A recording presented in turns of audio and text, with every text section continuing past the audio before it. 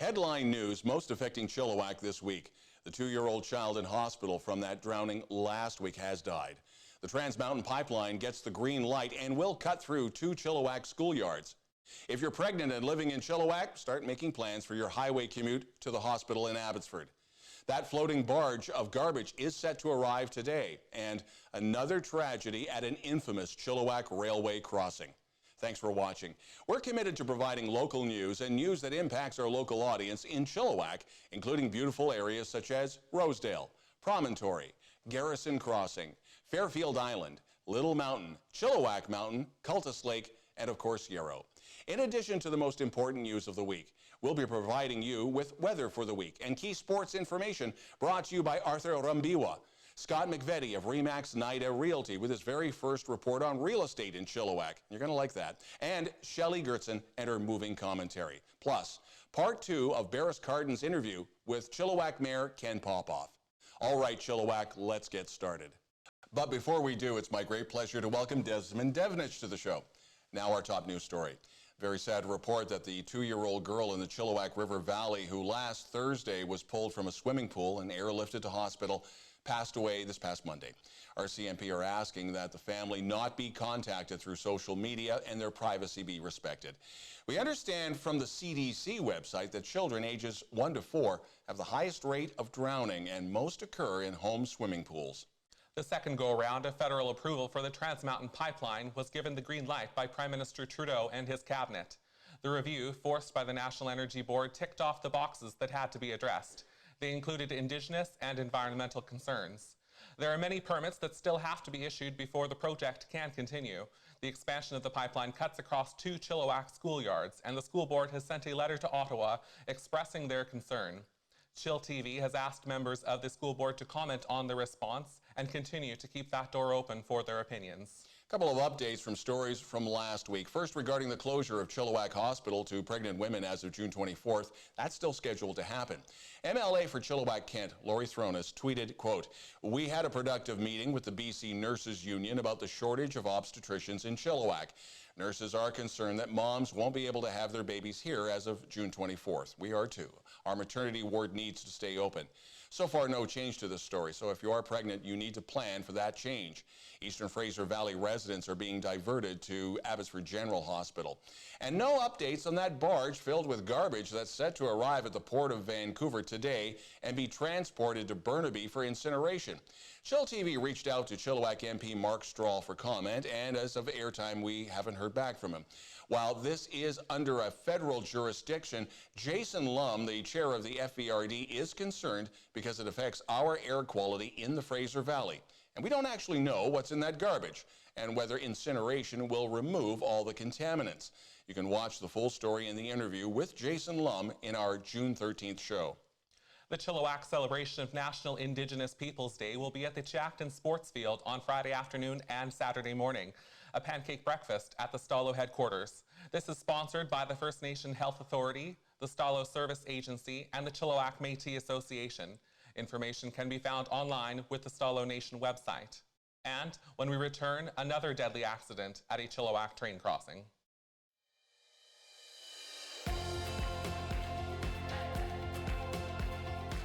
Hello, I'm Jack Cardex from Pristine Foods. We're a local micro-farm in Chilliwack. My brother and I are supplying locally grown fresh living lettuce to Hofstede's. We grow them from start to finish right here in Chilliwack, so there's not very many food miles involved with bringing our product to the market. Hofstede's been very accommodating ever since we first approached them. They've really wanted to work with us and bring the best quality local product to the customer. And the end goal is obviously to supply a fresh, consistent local product that is very competitive with California or imported products. Here's some of the local lettuce we got. Do you want to have a try at it? Local is better. It is known as one of the most dangerous, if not the most dangerous, railway crossings in the Fraser Valley. On Saturday morning, a woman was struck and killed by a CN train at the Eagle Landing train crossing off Ashwell and Eagle Landing Parkway.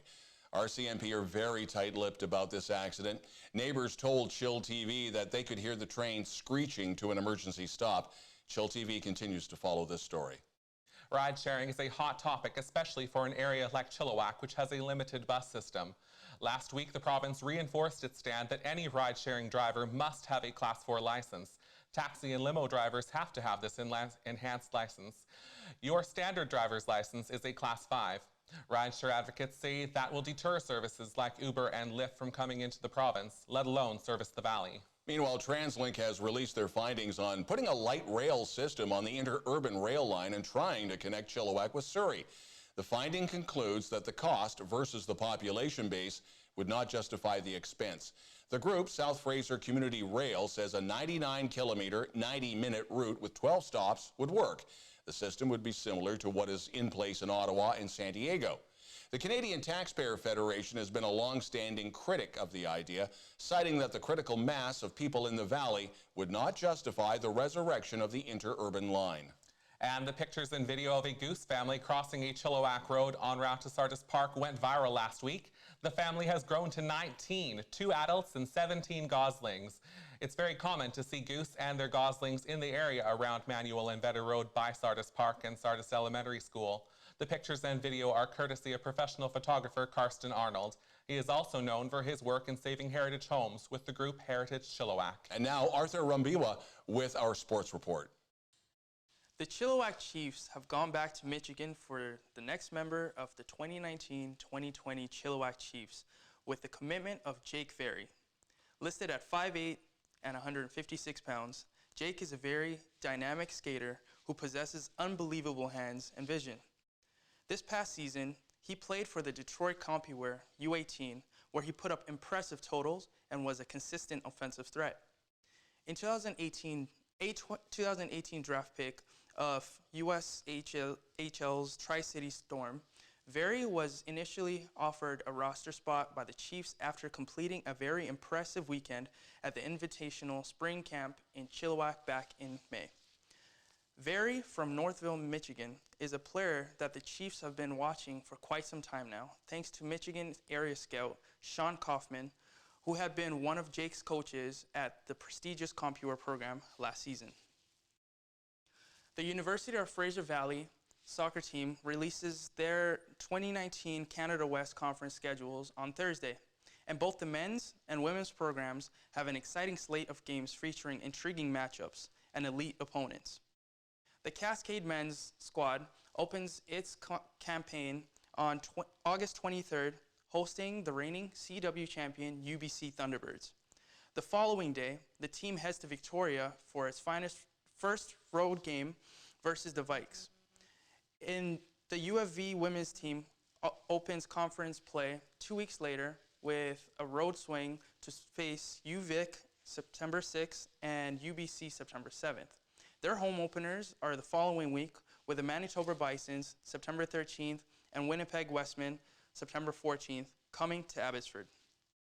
And finally, although we're primarily focused on local sports, we're going off script with this one, with my own editorial, which I did clear with management.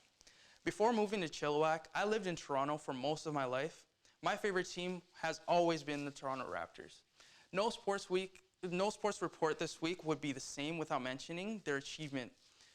It isn't only the first win of the NBA championship by a Canadian team, it's also the first win of a Big Four professional sports championship by a Canadian team since the 1993 Blue Jays took the World Series. So this is truly historic, and I just wanted to say how proud I am of the team to take it in 6 games and also to take it on the road. That's very difficult. So I'm really proud to be Canadian.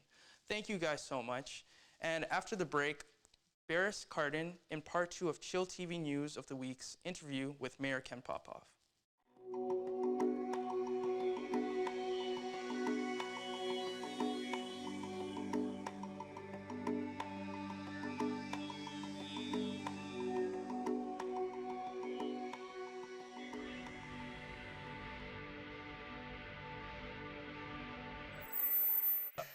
You mentioned zoning, which is a beautiful segue to a story we've been reporting for the last couple of weeks on chillTV News of the Week, which is C9 zoning, the cannabis retail zone.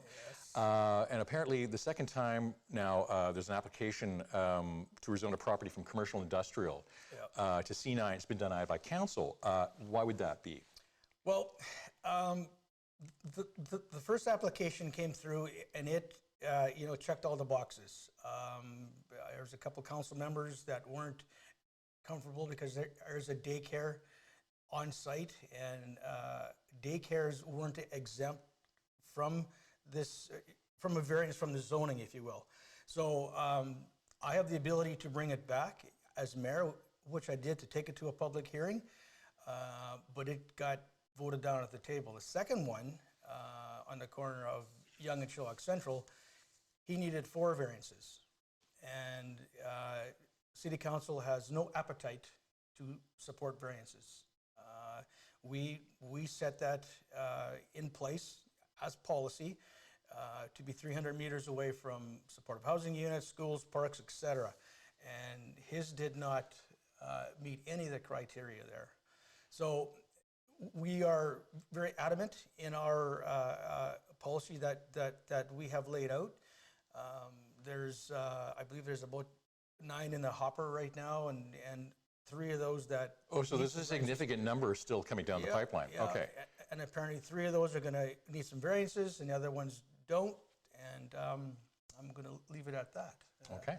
Thank you. Just so folks know, they got to do their homework. Yeah. Well, and that was my question, really, is the application process too difficult, or are they just missing some obvious things? It sounds like... A little of both. Well, it's not like a tough application to do, but we have set up policy, and we're sticking with our policy. We figure that at the end of the day, we'll probably have 2 or 3 on the south, 2 or 3 on the north, and whatever our First Nations friends do, that should be plenty of dispensaries in our city. So okay, good.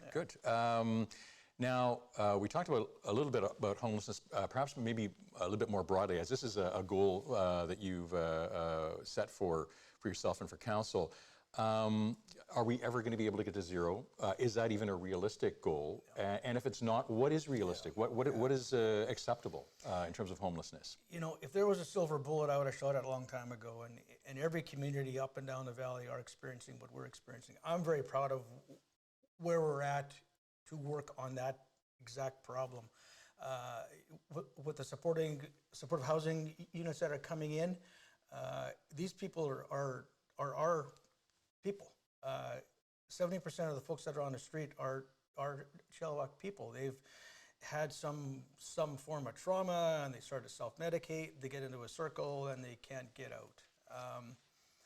The actual Housing First program is something that I support 100%, is to put people into a room and stabilize them. Yeah. These folks, they don't know where they're going to eat the next day, and they don't know where they're going to sleep the next day. It's a circle that they've got themselves into that's it's tough to get out if you factor in some mental health issues and of course the addictions issues. So it's in my opinion, it's not solvable, but it's manageable, and we've done a great job doing that.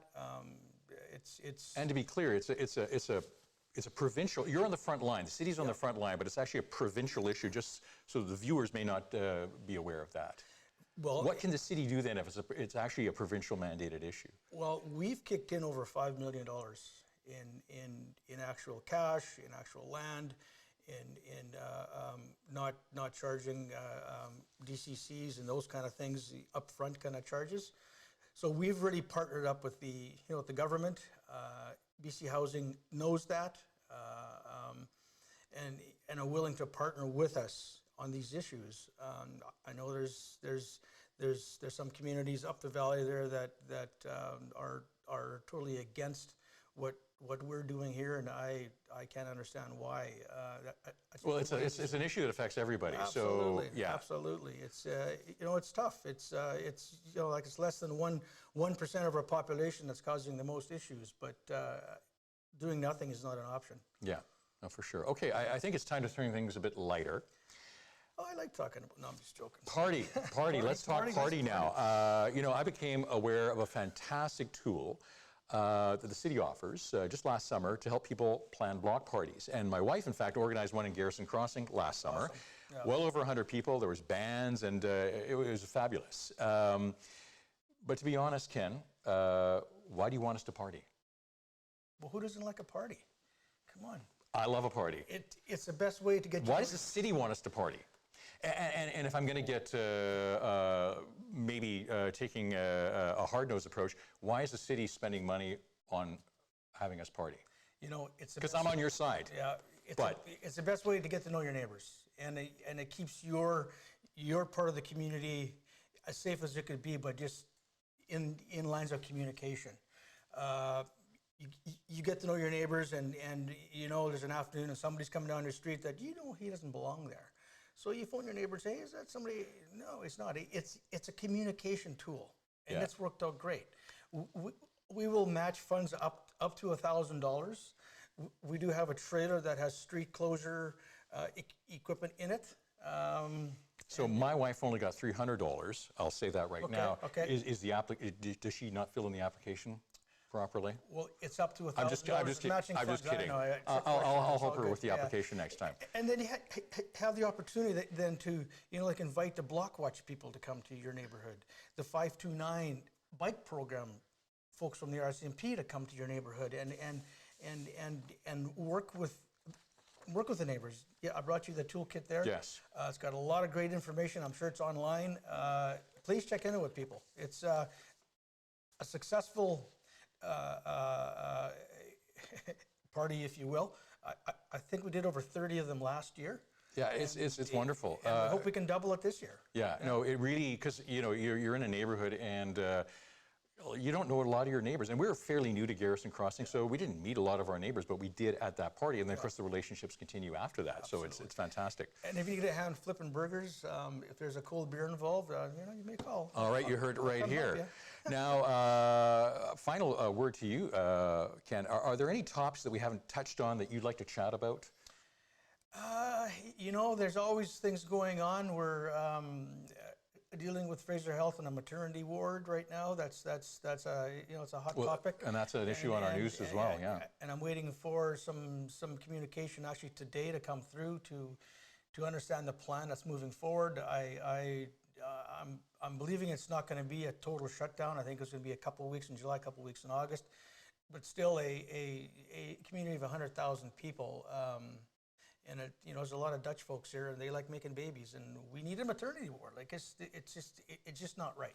So we're working hard. I had a long conversation with the CAO of Fraser Health yesterday afternoon, and she's assuring me that it's not in the plans to shut it down. I know that ward needs some loving, and there's a group that's out there that's raising some money to do that. But other than that, it's just day-to-day business, and I appreciate you guys having me here. Well, and we appreciate having you on the show. We really do. And you're welcome back anytime. And maybe we can make this a regular thing. Sure.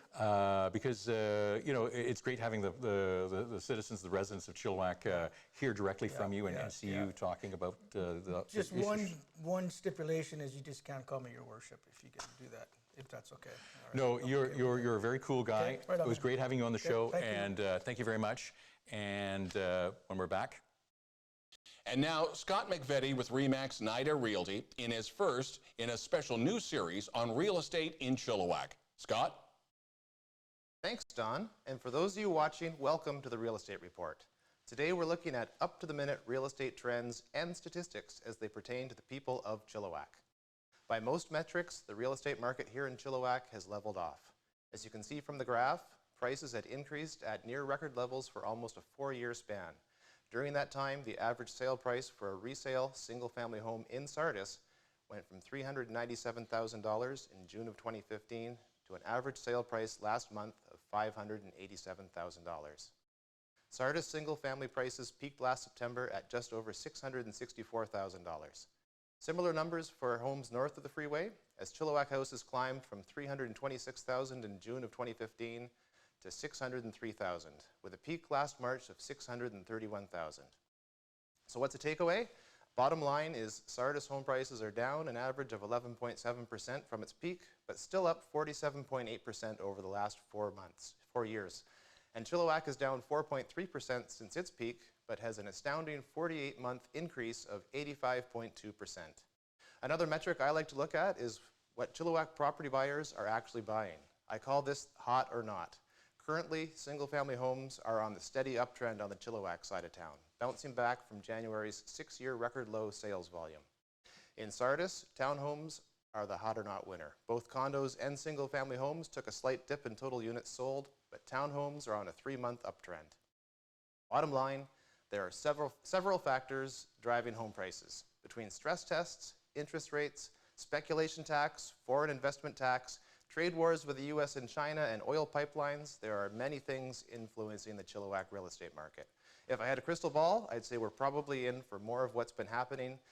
Despite what things may feel like, based on sales, volume, and inventory, or as your economics teacher would have called it, supply and demand, we're sitting on a balanced market right now. I expect the average sale price to continue on a slight downtrend and then level off at some point.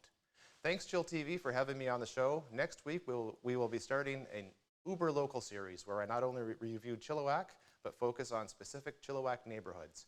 Next week, we will Uber focus on Goerzen Crossing. Back to you, Don. Great, thanks, Scott. And now we'd like to welcome someone very special from our community, Shelley Goerzen, with her commentary on community. For those of you who know me, I became involved municipally during a school board decision to change up the boundaries of our senior high schools. I was really alarmed that our neighborhoods would be chopped up and kids who have had bonds since preschool may be going to different high schools. I wrote the board and asked, what about community? And would we lose that sense of connection? In his book, Lost Connections, Johann Hari says the opposite of addictions is not sobriety, but connection. You would think that with the power of the internet, we as a community would be more connected than ever. Maybe, maybe not. I did start a Facebook group to band together for our elementary schools to stay in the same catchment areas so as all to graduate together. We had 3 different schools sign petitions and attend school board meetings, and we won. So the internet did connect us. But what was better was showing up at Tyson on Thanksgiving Sunday and meeting a bunch of parents I had never met before. We all laughed because we weren't really sure what we were doing, but we sure did believe in what we were doing. That face-to-face coming together for the greater good was so powerful and positive that it inspired me. It turns out volunteering and being part of your community is good for you. I have an old article that I've held on to for years from Dr. Rob Lees about volunteering in Chilliwack. I found it so profound that it sits by my desktop computer. People were asked in the article why they volunteer, and the #1 answer was to improve the community. Apparently, volunteering is related to a sense of contribution, and contribution is related to belonging. Bingo. Right there I knew it. Belonging and connection is the opposite of addictions. Psychology calls this place attachment. So how do we foster attachment in our community? Well, wouldn't you know it, I had 2 experiences this weekend to show me this very example. One experience was in picking up my daughter from her friend's house in a complex. I noticed a lot of people outside with shovels and barbecues and kids playing together. She said it was community day and that instead of paying someone to do the bark mulch in their complex, the residents decided to do it themselves.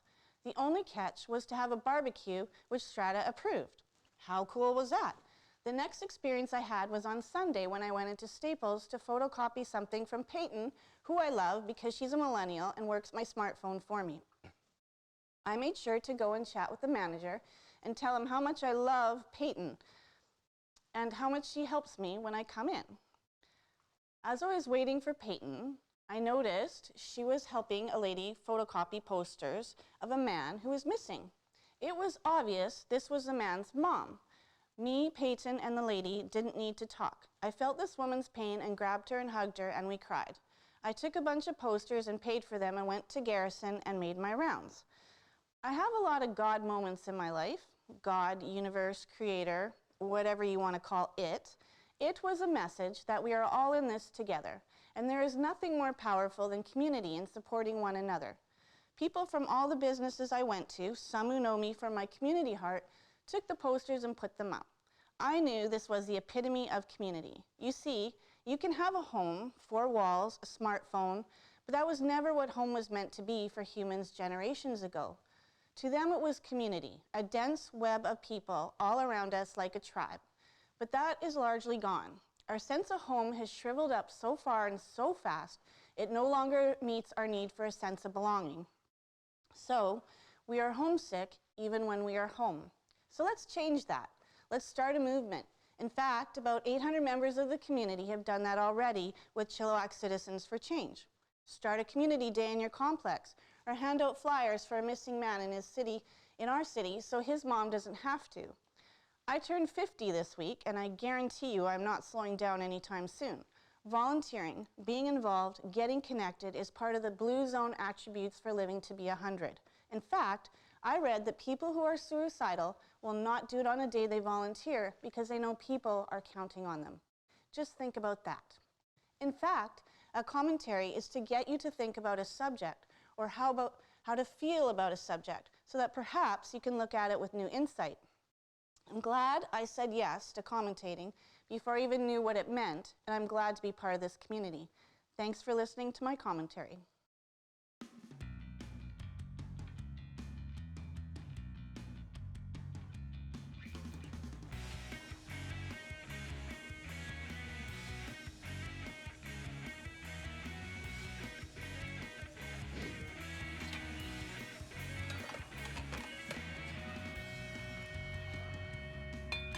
Fruit and vegetables are great, but there's 80 kinds of different candy.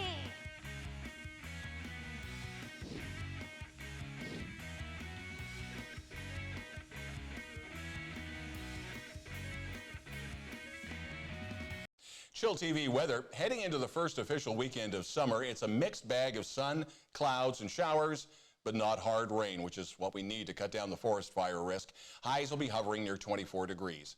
Thanks for watching ChillTV's News of the Week, and thanks especially to our guests this week, Desmond Devnich, our guest anchor, Mayor Ken Popove, Shelley Goerzen for her wonderful commentary, and as well, Scott McVetty of Remax Nyda Realty for returning to ChillTV with his real estate report, and Arthur Rwambiwa with his very first appearance on sports. Now, Des, thanks for coming in, and I understand you're going to be doing a little 3 tenors action.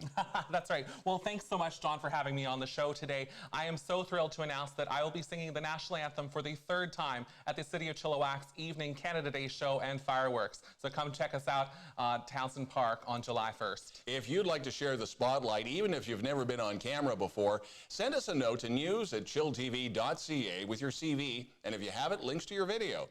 And if there's something in Chilliwack in the Eastern Fraser Valley you feel we should be reporting on, again, send us an email to that same address, news@chilltv.ca. That's the news this week. I'm Don Lehn.